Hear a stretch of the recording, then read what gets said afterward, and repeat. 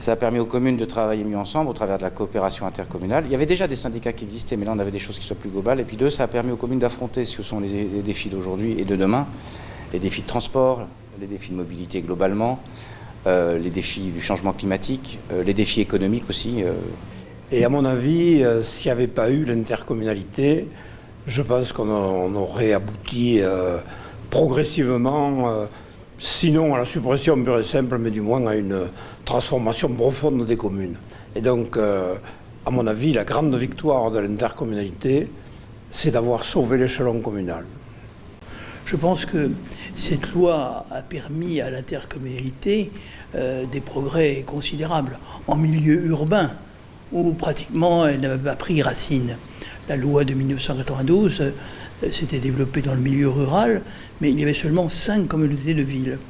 Donc la loi de 1999 a, on peut le dire aujourd'hui, généralisé les communautés d'agglomération et les communautés urbaines, et a donné un nouvel élan en milieu rural aux intercommunalités de projets. Le bilan est impressionnant en termes d'investissement.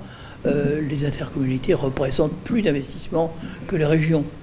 Donc du point de vue de l'investissement public local, c'est tout à fait considérable du point de vue de la solidarité, de la lutte contre les phénomènes de ségrégation spatiale qui redoublent la ségrégation sociale. C'était une avancée majeure. Disons que ça a créé un sentiment d'appartenance territoriale entre les communes qui n'existaient pas précédemment. Ça a mis fin à beaucoup de concurrence stérile grâce à la TPU, dont on ne dira jamais assez quel progrès elle a constitué. Je pense que l'intercommunalité a été un outil extraordinaire pour l'aménagement du territoire. Ça a été un acte supplémentaire à la décentralisation qui a donné un pouvoir extraordinaire à tous les maires. L'intercommunalité dans la ruralité a parfois répondu à d'autres préoccupations. Par exemple, la mise en commun des écoles qui ont permis de réguler les écoles sur un territoire et de sauver souvent l'école. Elle a changé fondamentalement le regard que l'on porte, d'abord les élus engagés, puis les partenaires locaux, les citoyens, le monde économique, le monde associatif, sur le territoire. Ce qui est aussi très intéressant, c'est que les lois que nous fabriquons, j'allais dire, que nous construisons aujourd'hui, que nous travaillons aujourd'hui à l'Assemblée nationale, eh bien, sont aussi basées sur les compétences et sur l'intercommunalité.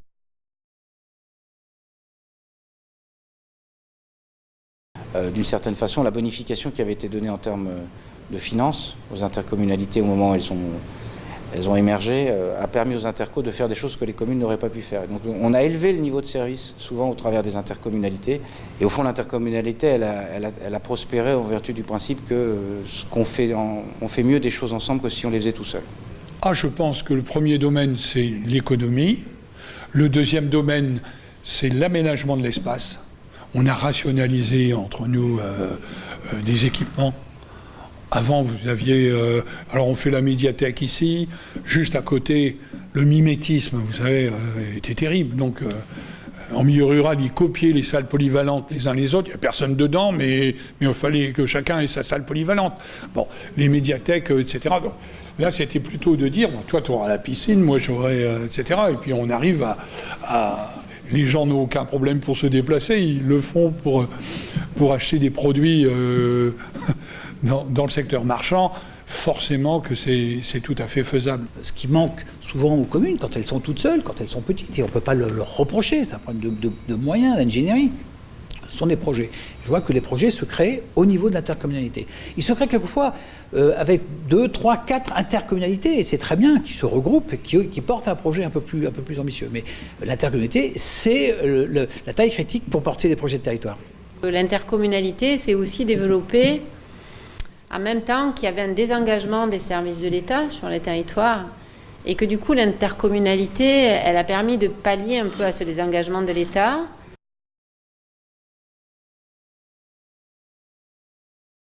Il faut faire attention que l'intercommunalité ne soit pas, ça ne se termine pas aussi mal que l'Europe. Il faut qu'on fasse attention de réarticuler entre communes et interco.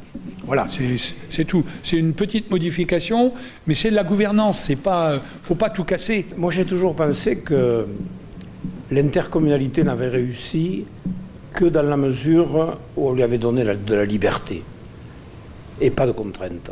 Chaque fois qu'il y a eu un progrès et qu'on en a vu des innovations dans tous les domaines, c'était le résultat d'initiatives spontanées des élus qui n'étaient pas embarrassés par la réglementation. Et plus la réglementation se fait stricte, et plus, je trouve, les difficultés et parfois les erreurs se multiplient.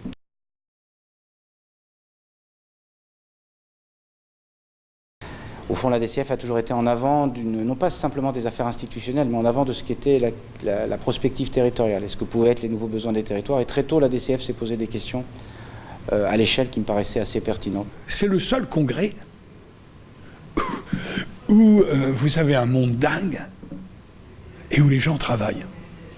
Une mise en commun, un partage de bonnes pratiques, une solidarité et beaucoup de pédagogie et beaucoup de formation aux élus des territoires qui ont compris l'importance de l'intercommunalité grâce à l'action de la DCF. Je pense que la DCF a anticipé très largement sur le mouvement, puisque était créé au moment où il n'existait encore que les districts.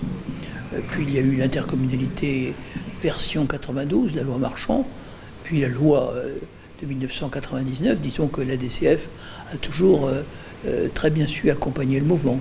C'est absolument fondamental quand on invente le dépassement de l'égoïsme, de l'individualisme, qui était communal chez nous.